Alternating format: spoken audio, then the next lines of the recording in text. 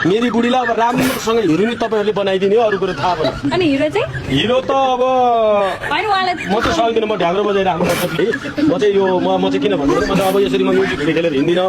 अब मेरो बुढीलाई चाहिँ जसले खेलायो भने अस्ति भर्खरै एउटा फिल्म एउटा गीत खेलेर थोरै पैसा ल्याएर दिनुभएको थियो, 50 चोटि मागिसक्नु भयो है। त्यो अब उहाँलाई जति दिनु उहाँलाई दिनुहोस् होइन, मलाई चाहिँदैन। ल सुरु गरौँ।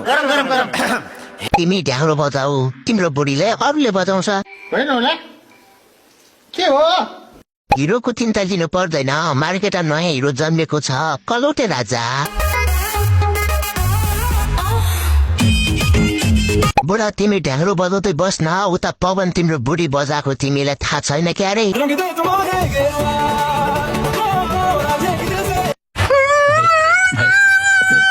ल केटाहरूलाई अफर आएछ, चाकरी बिचरा कहाँ सक्छु त अब, दिनभरि पनि रातभरि पनि ढ्याङ्ग्रो पड्केला फेरि।